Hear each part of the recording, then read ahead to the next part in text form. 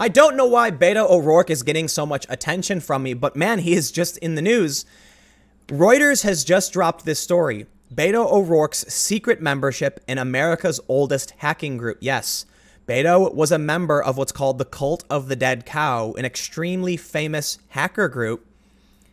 I wonder if Reuters was holding this story because they knew he was going to run, and as soon as he announced, they wanted to ride that wave.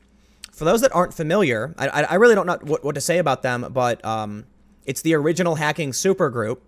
Although the Cult of the Dead Cow is extremely famous in hacker circles, I've certainly heard of them.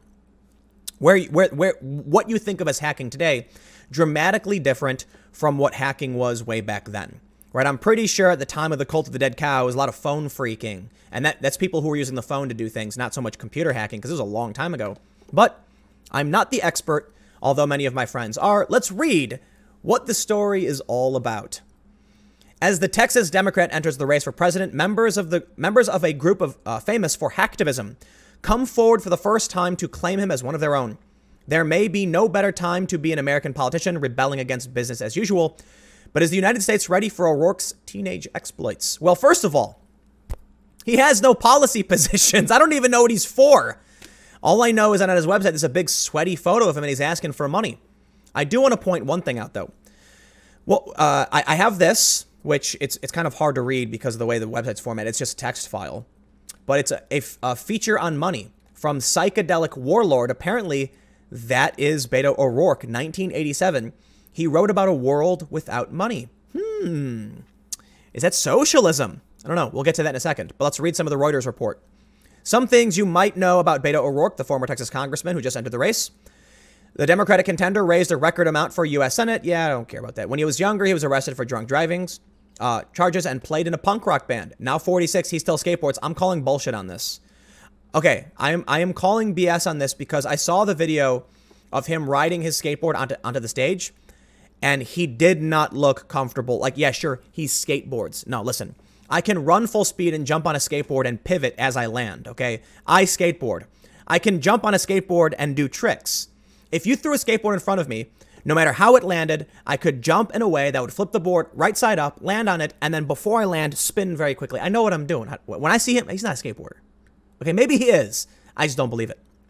The charismatic politician with the Kennedy smile is liberal on some issues and libertarian on others, which could allow him to cross the country's political divide. Yeah, I don't know about that. One thing you didn't know, while a teenager, O'Rourke acknowledged in an exclusive interview he belonged to the oldest group of computer hackers in U.S. history. The hugely influential Cult of the Dead Cow, jokingly named after an abandoned Texas slaughterhouse, is notorious for releasing tools that allowed ordinary people to hack computers running Microsoft Windows. It's also known for inventing the word hacktivism to describe human rights-driven security work. Members of the group have protected O'Rourke's secret for decades, reluctant to compromise his political viability. Now, in a series of interviews, CDC members have acknowledged O'Rourke as one of their own. In all, more than a dozen members of the group agreed to be named for the first time in a book about the hacking group by this reporter that is scheduled to be published in June by Public Affairs. O'Rourke was interviewed early in his run for the Senate. So it looks like this is his mugshot, young Beto, and we can see here it looks like Beto is wearing a dress, which I'm not surprised, being part of a hacker group and on the left. There is no indication that O'Rourke ever engaged in the edgiest sorts of hacking activity, such as breaking into computers or writing code that enabled others to do so, but his membership in the group could explain his approach to politics better than anything on his resume. His background in hacking circles has repeatedly informed his strategy as he explored and subverted established procedures and technology, the media, and government. There's just this profound value in being able to be a part of the system and look at it critically and have fun while doing it, O'Rourke said. I think of the Cult of the Dead Cow as a great example of that. I want to make one thing, a couple points. They're not all-encompassing or blanket. I know somebody who works in a high-level hacking group, right? They're contracted by the government, and they told me that the government asks them, how do we make more hackers? And you have to understand what a hacker is first. When you talk about a hacker, most people imagine it's some dude with like a hoodie pulled over his head, sunglasses, and he's like typing away on a computer. But hacking at its core is simply making something do something it wasn't intended to do. I understand there's subcategories of what a hacker can be, and there's hacktivists and things like that. But in the circles that I've hung out with and the hacker spaces I've been at, I'm not a computer programmer. I was mostly involved in social engineering. That's what it's called. Social engineering refers to the ability to you understand human behavior to a point where you can make them do things based on their expectations. It's a bit more complicated than that, but the easiest way to explain it would be, there was an example given by Kevin Mitnick, who is one of the most famous hackers, though he's not a computer hacker as far as I understand. He was a phone phreaker. What that was, let me explain. What he did in his book, he talks about, one of his books, he talks about how in a conversation with his dad, he said, I can easily get your credit card details without looking at your credit card or going through your wallet. And his dad challenged him to do so. So what he did was he called a local Blockbuster. He said, can I speak with your manager? Manager gets on the phone. He says, what was your name again, sir? And the guy said, John Smith. We'll just give you a hypothetical. He's like, John Smith. Wait, which store number is this? I want to make sure I have the information right. And he's like, it's 1234. And he goes, okay. Yes. I just wanted to say I came to your store last week. I wanted to make sure I had the right one. And John, thank you so much. You guys, you really helped me out. I really appreciate it. I just wanted to, call and give my compliments to the staff. I was having some issues with finding the right, film, and they worked me through it. So I appreciate it. And the manager's just like, all right, yeah, no problem. Hangs up. Again, I'm trying to give you an example. I'm paraphrasing here, so I'm probably butchering the story. But then what he does is he calls the Blockbuster where his dad is a member. And he goes, hi, this is John Smith over at store 1234. We're trying to verify one of your members, Bill Smith. And would you be able to provide his credit card number just to verify his details? And they go, yep, no problem. They read his credit card details right to him, and he writes it down and shows his dad. That's social engineering. What he did was, in the first call, he just asked for some basic information. What was your name? You're the manager, right? Oh, yeah, John, nice to meet you. What was your store number? To the manager, it didn't matter. Who cares if he knows what my store number is, my name? But when he called the other store and said, I'm John Smith, here's my store number, that sounded like verification. He had information most people wouldn't. Then he said, we have someone here by the name of Bill Smith who wants to rent, but he doesn't have his ID card. Can we just verify some information with you? Yeah.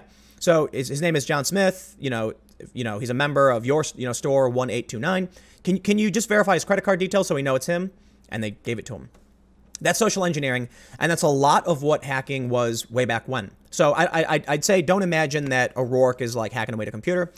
At the same time, there's also people who build things, right? So one of the things I did, and you can find this on my main YouTube channel, is I built something called a remote control can bot. I took a can of green tea. I mounted a piece of plastic with two motors. I put the end of a can on one of the motors, so when you pressed a remote, it would spin, and it was off center, so it vibrated the can, and the can could glide with no wheels or anything. It's a can that could glide across the table. That's what I did. I didn't program anything. So when you think about what they were doing way back when, the reason I bring this up is just, I don't know, I like talking about it, and you may not be familiar. It's likely this dude just played music, had some ideas, knew how to use a computer, and it doesn't mean he was doing any kind of wrongdoing, any negative behaviors or anything like that. And I think a lot of what these stories might end up doing is sensationalizing and scaring people. But let's get to this thing he wrote. So apparently, my understanding, he was psychedelic warlord, and he wrote this. Anarchists. I wonder what he has to say. Let's read it. Money has been a part of your life since the day you were born. It has been in everyone's life for thousands of years. In fact, you have to go back to the ancient Chinese and Greeks to find the origins of money. Since it has been a part of your life for so long, you probably never thought about your life without it. Well, here's your chance. Think. A free society with no high, middle, or low classification of its people. Think. No more money-related murders, suicides, divorces, or theft. Think. No more families living below a set poverty line or children starving to death because of a lack of money. You're probably telling yourself, sure, this sounds great, but how would we ever accomplish this? Well, in this sort of short file, I will explain for you the virtues of a moneyless society and the paths we must take to reach them. I want to point out one important thing. First, this was during the end of the Cold War. Communism existed. We saw the horrors. It's also a very young, relatively young individual writing this, so perhaps his opinions have changed since then. But when it comes to issues of socialism and a money-free society, communism, people don't seem to realize that what money is, it's a medium of exchange. It's a universal placeholder. When I want to trade with you my labor in exchange for food, I don't have what you need. You go to a farmer. He's got corn. I say, I'm hungry. I need corn. He says, okay, I need help. You help me work, I give you corn. I say, well, I need more than just corn, right? I need water too. He says, can't help you. Don't have water. With money, however, he says, I will give you $10 to help me with my corn. I say, okay, with that $10, I can then get water and food. It's a way of creating a medium of exchange so you have access to what you need beyond just what one person can provide. That's all money is. So this is a rather naive approach to it, at least in my opinion, because when you get rid of money, you actually just make it harder for someone to acquire the resources they need. But we'll read through this and then I'll wrap up. To achieve a moneyless society, or a society where money is heavily de-emphasized, a lot of things would have to change, including government as we know it. This is where the anti-money group and the disciples of anarchy meet. Anarchists profess that under anarchy, or limited anarchy, free trade would be established, with no governing body to interfere. Free trade to me means that we would no longer use a system of money, but I fear we will always have a system of government, one way or another. So we would have to use other means other than totally toppling the government. I don't think the masses would support such a radical move at this time. We as a people would have to do it more or less non-violently, for if we use violence, we would never have the support of the masses of people that make up our society. Some ways of doing this would be to slowly take the United States off the world market and then slowly phase out our own money markets, including Wall Street. This would slowly bring the upper and middle classes of people in America together. By the time the money is de-emphasized enough that it is used only for trading with foreign nations, almost all the classes of people in America would be, for all intended purposes, even. Think about what that means, though. If you're here at lower class and you're here, the middle class, you go down. Your standard of living decreases, and I don't think anyone would be in favor of that. It does present a problem, though, because the standard of living is relative to the world. Americans are all wealthy. Let's read on. Of course, this would be extremely hard to accomplish, and it will probably never happen in our lifetime, or in our far off descendants' lifetime, unless we do something about it ourselves while we still can. At least we could get the movement started and keep it going in future generations. If you're interested in the idea of a money-free society and would like to participate in active conversations on the subject, and then he posts some information. I don't want to point the finger at Beto and accuse him of being a dirty commie simply because he wrote something when he was a kid. And I have to say, I think at this point in his life, he probably recognizes, I would assume, that it's extremely naive to think you could accomplish what he was talking about, because money isn't really anything. There are systems, people often say that capital is a problem. No. Capitalism as in the private ownership of the means of production and control of your own labor is absolutely fine. But there's corruption within capitalism that needs to be weeded out. It's a fact. That's why I think a mixed economy makes the most sense. Ultimately, we'll leave it there because I don't want to read a million years about Beto O'Rourke being a hacker, and I already kind of rambled too much. But I will say, lastly, the point just to stress, when it comes to capital, money is just a universal symbol of value. It represents something you've done of value. That's about it. And what you buy with it is relatively irrelevant. It is a trade medium. It operates in between two objects so that it makes it easier for people to trade. Living without money will not solve those problems. It will make them worse. I got one more video coming up in a few minutes. I will see you then.